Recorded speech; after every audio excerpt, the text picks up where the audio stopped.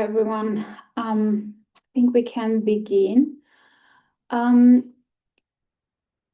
as we gather online today for this webinar, I would like to begin by acknowledging the traditional custodians of the many lands from which we are joining today. I'm joining from Waverley on the lands traditionally occupied by the Bidjigal and Gadigal peoples of the Sydney coast, and I pay my respect to elders past and present. It is a pleasure to welcome you to today's webinar, Community Radio as a Catalyst for Participatory Development and Social Change, hosted by the Development Studies Association of Australia.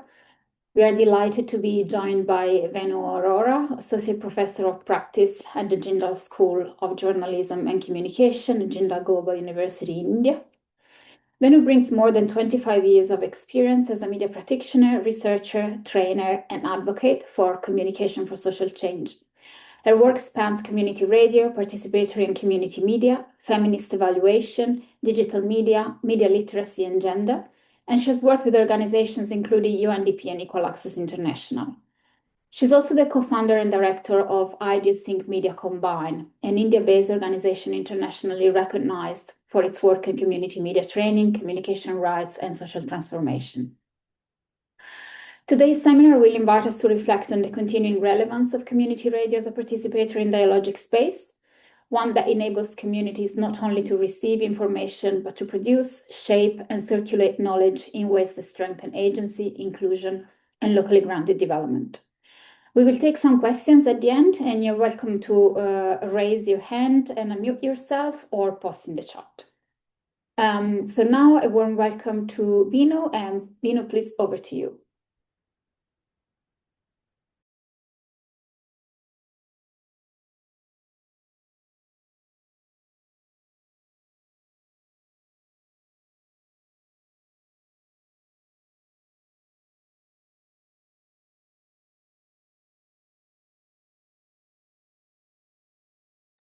Sorry, I realized I was on mute. Can everybody see the slides, and can you hear me fine? Yes, everything is good. Thank you. Thank you so much, Valentina, and so glad to have some known faces. Lovely to see Bridget here. And thank you so much for this invite and this opportunity to talk a little bit about how I understand development and social change and how I see community radio at the heart of some of the resistance to where we are with the structure of development and social change programs, especially from the Global South and in particular from India. So as we all know, the history of development and social changes is quite varied and checkered. I'm just realizing my slides are not moving. Oh, right. The history of development is quite checkered, and we still, despite the fact that we have progressed from the 1950s, we still find this kind of linear approach to development, mostly taken from Western development discourse and understanding, where we see an external expertise informing how local communities should develop or change. So the discourse has continued to have this narrow focus on economic growth, and it centers on market logics, despite at many times we using different kind of vocabulary. But essentially, if you look at development programs, they are still following the same market logic and don't really have much regard for long-term solutions, because these programs continue to be informed by short-term solutions or short-term outcomes. And funding is at most 3 to 5 years for most development projects and programs. So, and many scholars have articulated this, including Thomas Tufte and of course, following the Freirean methodologies and articulation of how development needs to be different. Ruth Lister has described the hegemony of what is measurable. And when I was trying to work on why development continues to be in this silo, I realized that we haven't changed the way we measure the outcomes that are coming out of development programs. And so this hegemony of the quantitative measures such as GDP or dominant approaches to what could be quantifiable. I mean, even if those of us who've been working in the development space know that there are things that programs can achieve outside these, we are unable to quantify them, and we haven't in the development sector found ways of quantifying these changes.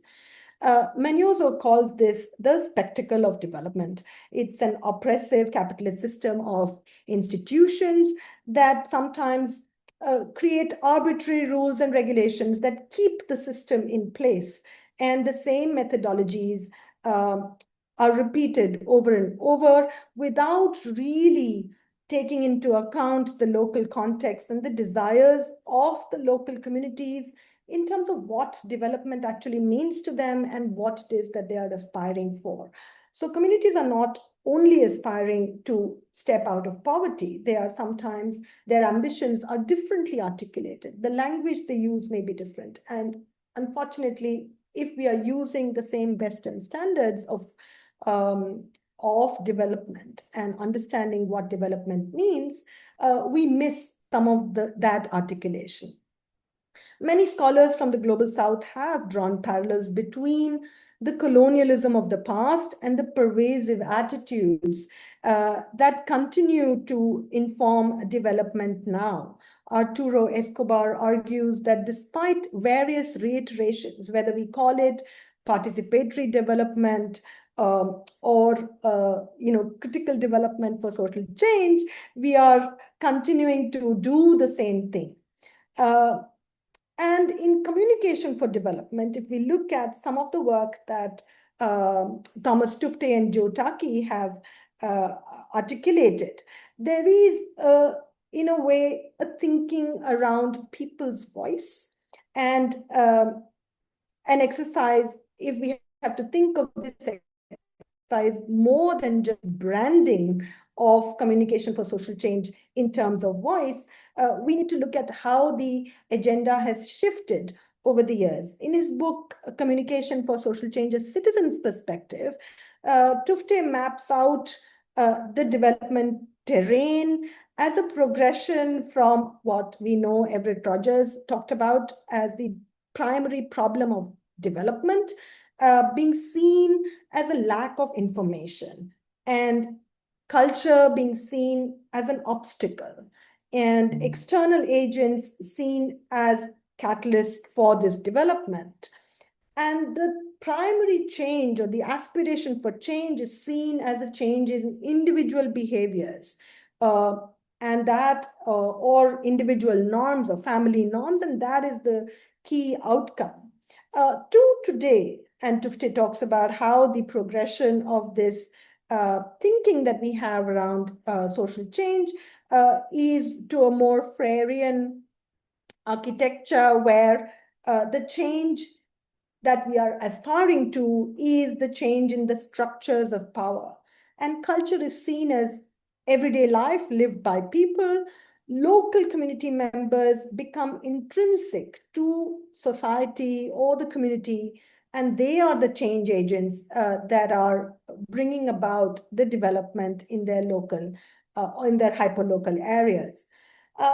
And instead of beneficiaries or recipients or target audience, we are looking at citizens with a participatory agency in their own development. Another articulation of this different approach to development is seen in what Amartya Sen proposes as development as freedom. And in terms of, thinking of wealth as a means to that change and not the heart of the social change that we are aspiring to. So this capabilities approach then brings greater focus to substantive freedoms and expansion of freedom, both as the end to what is being aspired to, and as well as the means to that development. So the definition, Amartya's definition, recognizes that what is valued in mainstream development discourse should be what is not necessarily what people are struggling for. So there is a need to recognize what people are struggling for. And as Bridget Buckenhouse has also talked about, there needs to be a listening to the people first before we are able to reconstitute what development could mean for people. And when we are listening to people, then we are forced to think about where is their voice and how is their voice heard.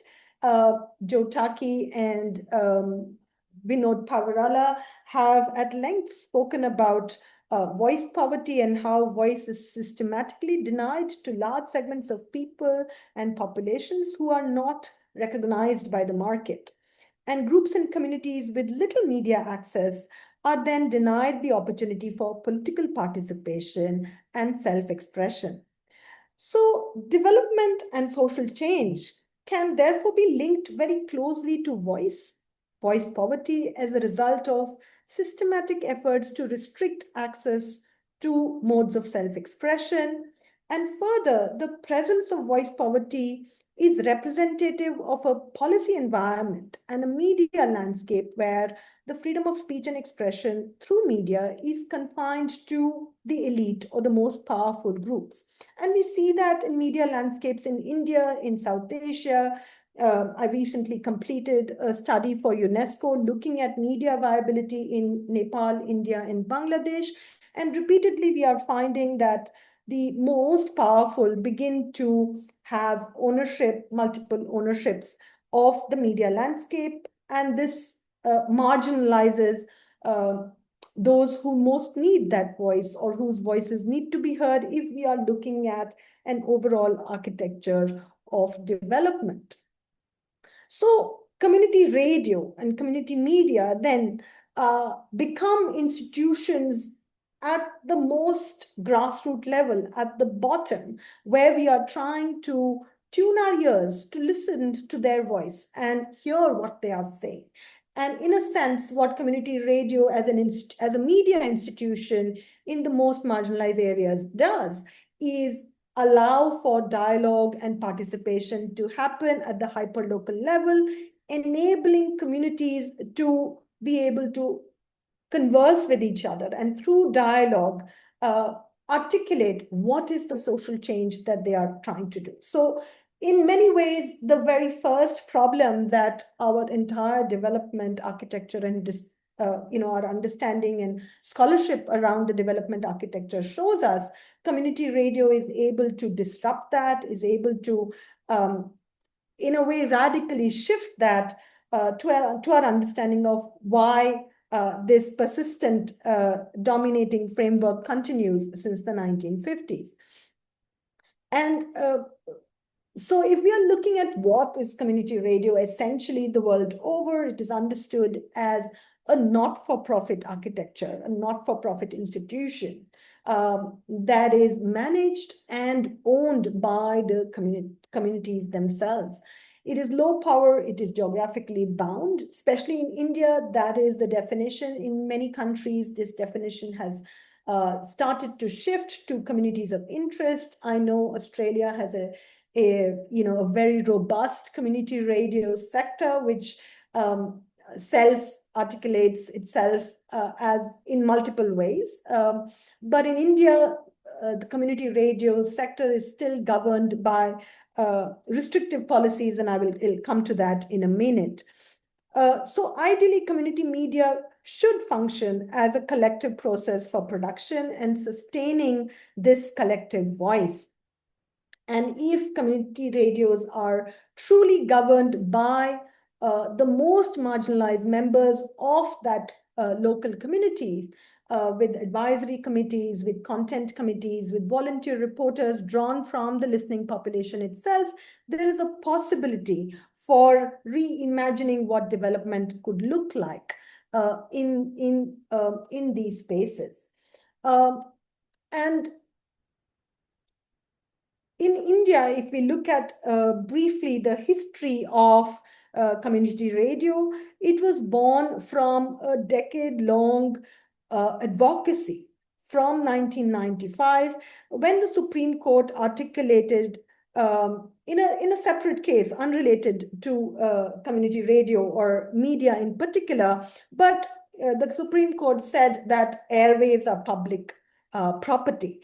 And in that articulation, many of the advocates who had been rethinking the idea of development and social change looked at the possibility of communities being able to come together to have a voice. And the advocacy for community-owned media spaces began then. And nearly for a decade, there were many experiments, early experiments in India, where small organizations and communities were trained to set up their own broadcast kind of community program development, content production. Broadcast was still not allowed. Till in 2002, the very first policy came into being, which allowed for educational institutions to apply for a license. And as advocacy continued in 2006, this guideline was revised to enable other kinds of not-for-profit organizations, including NGOs and agricultural extension programs, to apply and have low-power licenses to broadcast within a local geography of 10 to 15 kilometers. So this then was strengthened over about 15 years. What's been happening post 2015, I would say 2018, is a downward spiral, which I will also talk about in a minute. But I would like to spend the next 5 or 7 minutes to focus on why community radio station, therefore, shift this entire system of development and social change. One is that the barrier to the entry of this local media for local communities is quite low in terms of its production and its ability to create programming. So the television production requires far more capital, technical crews, often studio access is far, whereas community radio stations can set up at low cost in the heart of the community. If any of you have traveled to India, rural India can be quite hard, but functioning community radio stations are working with solar power, with mobile technology and recorders, and people who are everyday, shopkeepers or school teachers or farmers are participating in content production and coming in and talking about the issues that they, value and want to talk about. The other advantage is that India is, as you can see, a country of extreme diversity, both in terms of language and culture and regions. And in that sense, this hyper-localization also lends itself to strengthening the aspiration for social change and development. And so in this hyper-local scenario, a person can walk into a community radio station, tell a story in their own dialect, in their own voice, with no intermediaries translating or paraphrasing what they meant to say. And this orality also enables inclusion. Despite 79 years of our independence in India, we still have a huge disparity in literacy levels. Women continue to be less literate than men. There are disparities between castes and even the regions. South of India is far more literate than North India. And so the central orality of the medium, community radio, is able to is able to allow that much more participation and true participation by communities using their own dialects and languages. And this linguistic accessibility is something that if we look at the past 40 years of development programs, they have struggled, in terms of creating this kind of linguistic diversity and this kind of linguistic reach to people. And most importantly, the hyperlocal identity of community radio builds trust. Development actors spend enormous resources trying to build trust within communities so that social change ideas can take hold. But community radio is inherently within the community, and by virtue of being right there and enabling community voices, it builds on this is trust. And the way community radio stations have worked in India, and because I've been working with them and have kind of journeyed with so many community radio stations, this openness to accept mistakes. If you broadcast something, anyone in the community can just call and say, what you just said is not true. I am right here by the canal and XYZ is not happening.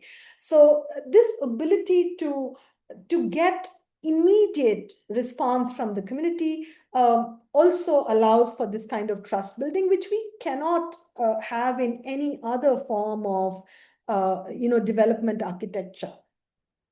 So if I were to go back and look at some of the key ideas or key ways in which community radio has enabled development and social change at their local levels. This is not a picture from Sangam Radio, but I'm talking about Sangam Radio first.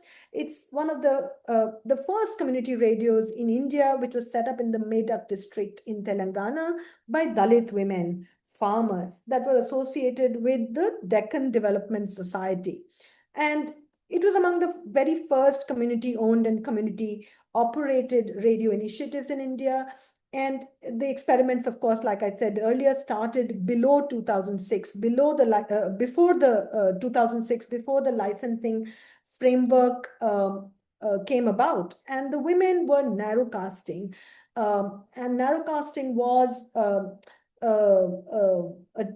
methodology that many community radio stations that were aspiring to get licenses in that early part of, between 2000 and 2005 practice, which is that, trained small groups of community members would create content and then take a boom box and walk through villages and set up community meetings and have conversation about the key issues that they were talking about, whether it was electricity, provision of electricity to the most remote households, or new farming technologies, or let's say some new bug or insects that is infecting their fields, or women's participation in local governance or administration. Many of these issues were raised by some of these community groups that were aspiring to become community radio stations. And Sangam Radio was key because here these Dalit women were talking about their right to their seeds, to their local traditional knowledge of what seeds to be sown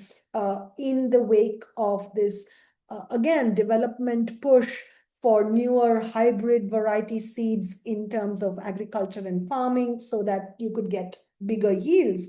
But, the Dalit women recognized that their traditional knowledge and understanding of their plants and the nutrition they brought to their communities would vanish if these seeds were lost.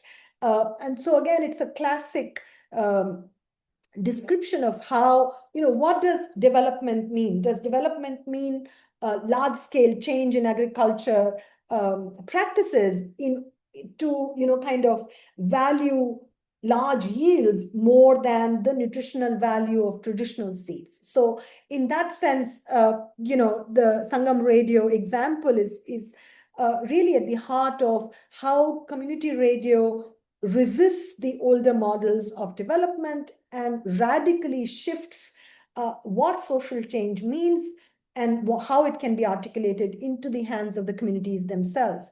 Another example is the Uttarakhand, and this is a photograph from Mandakini Ki Awaaz, which is a radio station in the remote hills of the Himalayas, where I'll stay with that photograph, where in 2013,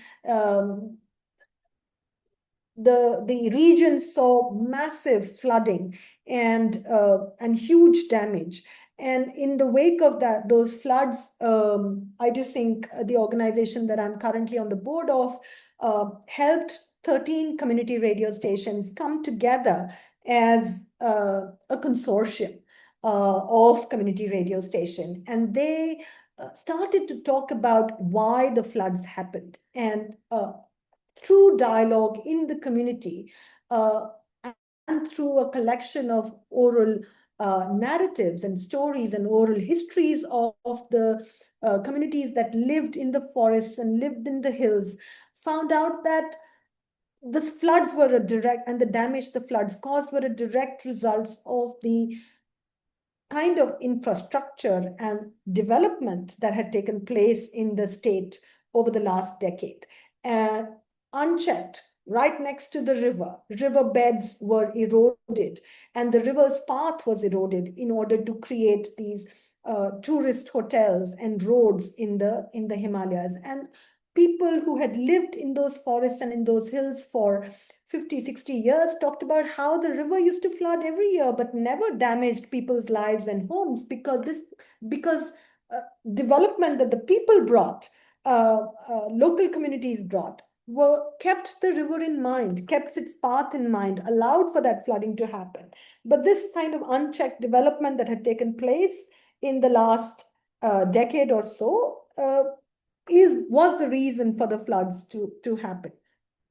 So once again, the community radio station was able to flip the narrative and create a whole discussion on how local communities could prevent such disasters by looking after their environments, by revisiting their old practices, traditional practices of building and farming, which did not damage their local environment. Another example I want to place before you is Alfaze Mewat. It was called Alfaze Mewat earlier. Now it's called Radio Connect. And it serves the Mewati region in Haryana and Rajasthan. And the Mewati language is not a script. It's a dialect of the Muslim, particularly the Mayo Muslim community that is living in that area as a majority. And it is historically an underserved area in the country.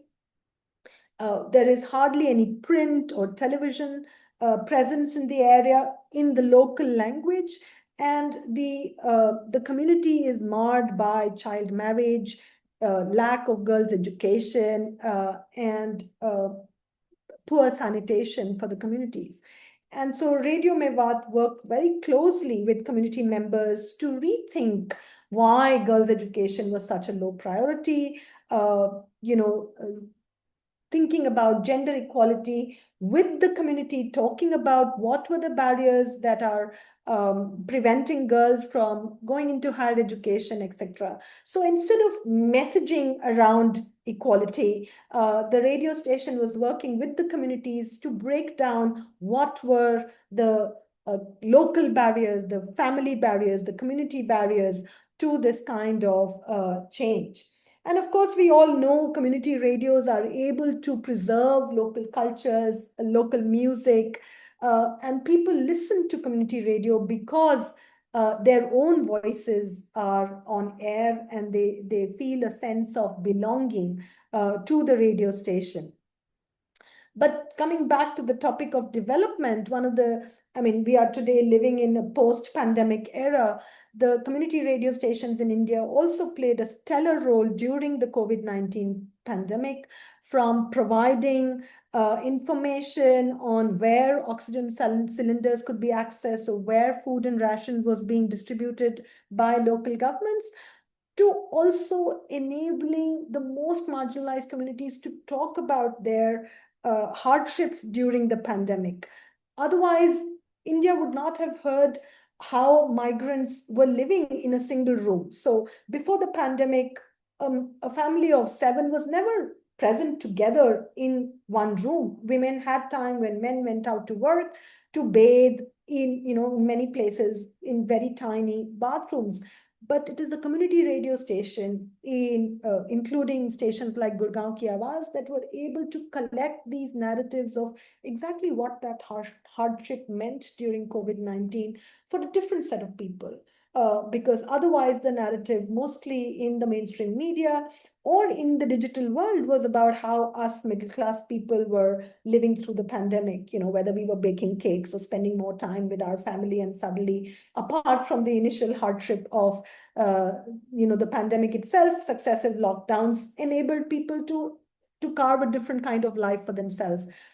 We would never have known what the most marginalized, how the most marginalized were dealing with this if it was not for the community radio stations that were recording these voices, these narratives, and these lived realities. This is not to say that there are no tensions or limitations to community radio today. Of course, there are internal and external challenges that limit the potential that community radio has to offer in their role for development and social change. In India, particularly, it is the policy architecture that continues to disempower. While we have a policy where stations can apply, it takes nearly 2 years for an application to come through, and it is all centrally governed. So if there is a small community in the southern part of India, they will find it very hard to directly apply and get a license. The other big issue is with the news. In India, we do not allow news on radio. Only the state broadcaster can broadcast news. And this, in some ways, keeps the local community radio station perpetually in self-censorship mode. 2 steps forward, 1 step back, unsure whether they can cover this or that. Although over the last decade and a half, successive rules to the policy have told us that local information, market prices, local sports events are not news. So essentially, what the policy is limiting is political news. And some of us who've been in the development and social change work for a long time would argue that everything is political. So it's a complex terrain that local disempowered communities that are struggling to have a voice are constantly managing and walking that thin line vis-a-vis this kind of diktat. The other big constraint that community radio stations constantly struggle against is financials and human resource sustainability. While in the Western world, it may be easy for people to volunteer, in some of the more remote and rural areas, expecting people to volunteer their time without adequate remuneration, when there is such poverty of jobs and employment, makes it very hard for stations to sustain trained manpower and for people to continue to produce programs. So stations very often are just 2 or 3 people, many of them doing other jobs and continuing to do this part-time, which is, of course, at the heart of community radio practice. But in countries like India, I feel we need to have a bigger structural change that supports this kind of participatory institution building that has to come from an independent funding, methodology, and architecture. And many of the advocates in community radio have already suggested this multiple times to the government. So participation always does not come easy. And in terms of fundraising, there are limitations. So we cannot have sponsored programs, rightly so, on community radio stations. But advertising, even though community radio stations have nearly 7-10 minutes of advertising per hour on their broadcast times, in really remote areas like Kutch in Gujarat, or this image from Mandakini ki Awaaz in the extreme Himalayas right next to China, advertisers don't find it beneficial for them to advertise in these areas. So where does community radio run revenues? Local shopkeepers are really tiny and cannot support the kind of even small funding that a radio station may need to repair their transmitter or buy new equipment, or even enable travel of their community reporters to go from one village to the other. And of course, finally, it's the digital question. We are living in a hyper digitized world, and even in India, mobile phones have gained traction, and today we are living in an AI world. So does radio or community radio hold any relevance in today's digital world? And I would argue yes. In many respects, the community radio's core strength is continues to be valuable in this digitized era. First is this whole misinformation, disinformation mediascape that we are surrounded by. This hyperlocal nature of community radio enables for immediate cross-checking by communities. At the heart of it is, can we be more hyperlocal so that we are not spreading misinformation? And communities are able to fact check their community radio stations' broadcasts immediately. Additionally, community ownership of the media architecture also resists the monopolies that we are seeing in the current age of internet companies that are controlling all the world's information today. So it is community radio is providing us a roadmap for resisting where we are today in the digital world. The architecture of community radio enables us to rethink how community architecture for media can be created in order to bring about social change. Community radio stations themselves are embracing digital in a wide variety of ways, particularly if you look at their simulcasts on social media platforms. So they are using the social media platforms for what they're worth. Many of our partner community radio stations simultaneously do live Facebook while they are doing the broadcast of their shows. And that's a way also for them to reach to their linguistic audiences across the globe. So in some ways, there are people from Garhwal who missed their home and the radio station from Garhwal, and there is a good sense of connecting the global to the local dialect and language, and through the use of digital media and the internet.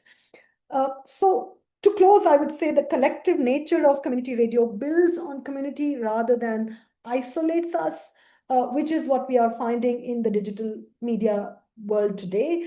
Our young people are struggling with building communities, feeling isolated. We see a rise in depression, and the way community radio stations are designed and the media institution of community radio is designed allows us to reimagine in the same architecture using digital how we can resist older forms of power capture or one-way development and reimagine more dialogic, more community-owned, collective-owned media architecture that truly informs development and social change. So I'd stop there and I look forward to questions and thoughts.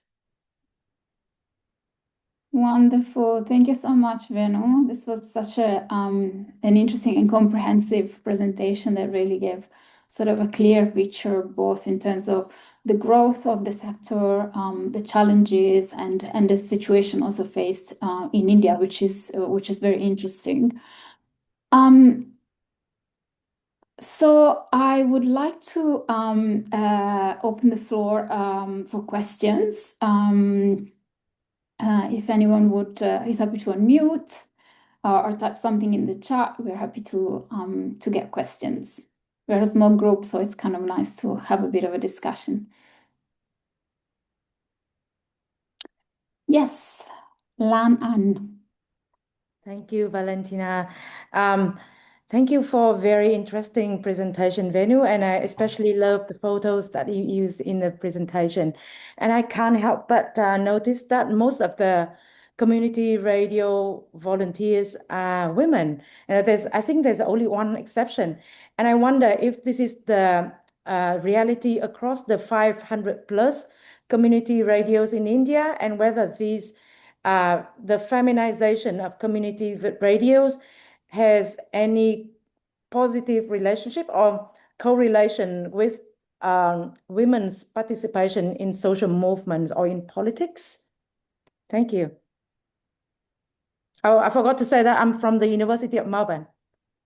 Thanks. Thank you, Lan, for that question. I agree with you. There are women in community radio across the board. However, the patriarchal architecture is also there, which means that there are very few station managers who are women. You may have many more reporters. Sometimes the more of community radio work gets usurped by men and boys. So there is that terrain. So I would say sometimes I wonder whether it is because women can be paid less, that in some ways community radio, because it is struggling for finances, finds it easier to involve women. But also there is a historical picture that we cannot forget. In India, social change has been led by women's movements, whether it is in the environment or it is in gender equality. So we've had a far greater and a far longer history of social change that has been led by women. So I think there's no singular answer. There are, I would say, three overlapping and complex realities that are playing. One is at the local level, while we do involve more women, station manager jobs that are better paid often get taken over by men. Women tend to do more of the reporting. They go into the villages, they talk to women. Also, women are easier to gather and are more willing to give their voice for programming as well. So field recordings are easier with women. So there are many of those realities that play out. In the more current work that is slightly away from community radio that I'm working on, which is more around gender equality, we are asking the question why we are not working with men, because I think men and young boys, because what we are seeing in the world, in the digital world, with so much violence against women, I think it's time to involve men, and that's another whole question. And probably also the struggle of community radio stations. That's great. Thanks, Venu. Anyone else? Yes, Bridget. Thank you. Oh, lower hand. Hopefully you can hear me. I've been having some sound issues. But thank you so much for your presentation, Venu. I'm so glad I finally got to one of your presentations after so long.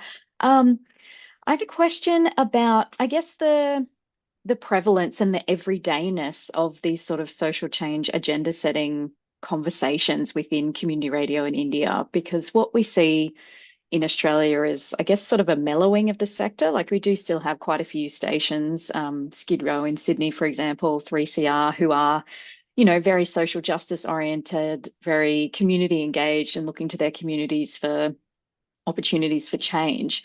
But more broadly across the sector, what we see is people coming in, doing their shows, playing some music, going home again, or, even recording their shows at home and sending them in. There's that sort of, I guess, fragmentation of the communities surrounding the stations, and also that, I guess, a depoliticization almost. So it would be interested to know if you see that sort of thing happening in India, or if there is a bit more of I guess, a stronger commitment to local social change among stations.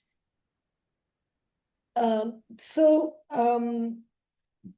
think there is, I mean, the community radios in India, by and large, after the first, I would say, first 50 odd stations that was set up,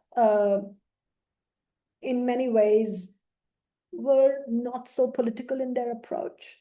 And also, what has happened over the last decade is the strong network and associations that were enabling stations to continue to understand the value of the work they were doing, or learn from each other. That work has also gone down. So it's not just the station themselves, overall environment, given the current political landscape of the country, is moving towards media capture. And there's a worry. Very recently, the government came out with broadcast rules, and it kind of co-opted community radio within the larger media landscape without looking at it as a separate, really grassroots invested participatory media that requires a different design for regulation, etc. And many of us sent in very strong reservations for those policy changes, but we're not very hopeful. So in that sense, there is a mellowing, like you say, overall, but there are individual sparks. So stations that had a longer time, like Hevalvani, like Mandakini, are still, because that is their image of what they are meant to be. But stations who've come in over the last 5-6 years, who've got their new licenses more recently, don't, and because of this lack of association, networking, coming together to discuss what they need to do, etc., because that has reduced, they have no other way of enabling that. And I would link this further to almost a sideways a policy framing that is also restricting this capacity within the station. So many not-for-profit, including IdeoSync and others,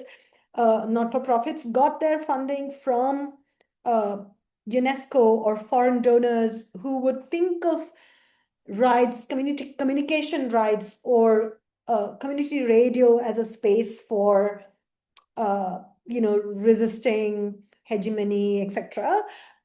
Those spaces are also being targeted. The new foreign currency regulations do not allow NGOs to work with community radio stations. And so a lot of that support that was available to community radio stations to think through their philosophies, to think about what they will be doing with their communities, that has gone away. So then individual stations are left alone or with informal networks to work with. And for a nascent sector, which is hardly 20 years old in India, it's, it is a little disabling in that sense. Thank you. Yes, Aidan. Thank you so much. Thank you, Professor Arora. That was fascinating. Really, really stimulating conversation. I was wondering if you can reflect a little bit more on the kind of expansion of information and communication technologies. So, community radio is very much narrowcast, and then our old understanding of broadcast media was long wave or shortwave radio and television, and now it's like this hyper broadcast. So I'm interested to hear a bit more. This is not an area that I'm particularly familiar with, so a bit more about the potential opportunities and challenges from having that expanded broadcast ability. And kind of some of the things that are going through my head are the risk of diaspora actually crowding out the kind of less educated voices, but potentially you might also have the diaspora population, for example, supporting initiatives, seeing the needs and values and interests that are articulated on community radio in the hyper-local space, but they have the resources from beyond that. So I can imagine there are both challenges and opportunities, and I was wondering if you might be able to expand on that a little bit, please. Yeah, thank you for that question. So community radio currently in India is on FM. Many countries, Scandinavian countries, and even Australia, UK have digital broadcasting. DAB has come in. We don't have that yet. One of the challenges that community radio stations faced currently is that mobile phones, smartphones are not coming with FM chips anymore. And I see that as a real problem, because then people don't have devices. So if the poor person is aspiring to be connected today, they are buying a smartphone. And till almost 7 years ago, the smartphone did have a chip, but iPhones don't have the FM chip. And so again, one of the recommendations we've made is that smartphone companies must be mandated. And we know that, when there's a disaster, FM is the only thing that survives. Internet shuts down, and in India, even the government shuts down the internet, so all the time. So that's so. In terms of the challenges with regard to technology and reach, I don't see digital as such a big threat, because community radio stations are able to, I would say, co-opt the technology for their own purposes, like they have done for, reaching their diaspora communities in their linguistic languages. There could be something said to opening up AM, but in India, the government doesn't want to give anything to diverse languages that they cannot monitor. So there's a whole office dedicated to monitoring all the TV channels in India. We don't have the bandwidth to monitor so many different dialects, and which is one of the reasons that community radios don't have news, or radio does not have news, because the government does not have the capacity to monitor it all, and it wants to monitor it all. So it's a colonial hangover. We've just stayed with that old rules and regulations. So I don't see the prospect of AM coming into community radio at all. What community radio stations can do is use the digital technology for their own benefit. But my personal take is that we have to resist completely from going on the internet, because essentially that pushes to collect all our data. And our communities are not yet fully media and digital literate to know exactly how they are in these bubbles that they are in. And till we are able to reach that, till communities are able to make safe choices about what they are putting online, and so we are not there yet. So I think we need to strengthen the local more before we can expand. But community radio stations are doing very interesting stuff with the digital. And wherever we have those conversations, they want to stay in both spaces. No station has said we want to shut down our local broadcast and just be streaming. They continue to want to do the local broadcast because there is value to that. Thank you. I have a final question, unless anyone wanted to chip in again. I just wanted to ask, do you think that community radio can avoid, or how can community radio avoid becoming another development tool used to reach communities and actually remain genuinely community-led, dialogic, and accountable to local priorities? Yeah, some stations are doing that. They are resisting getting their editorial guidelines from large NGOs that are funding their programs. So I think one of the ways that we have managed, and I always hold up Hebalwani as one of the stations that we worked with right in early 2002, 2003, where the editorial guidelines of the community radio station came through dialogue with the community. So they held multiple community sessions in different villages to talk about what this station would do, and they wrote it down. This was 2004. And if you visit the station today, it's still up as a handwritten kind of guide. So if stations are able to have a strong editorial guide that helps them decide what kind of programming they will do and what they will not, and how those decisions will be taken. If that is available to them in their local language as a manual, then they're, even if new members come on board, that's the first thing they do. It's like any institution is built, like, the institution is built upon what is the core fundamental value. And sometimes, which is what I was telling Bridget earlier, that because that those kinds of trainings are now absent in India.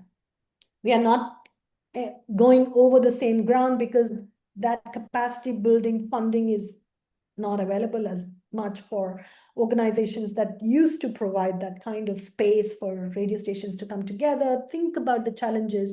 And takeover is a challenge, to just be taken over by large organizations, because funding is a real need at the grassroots level.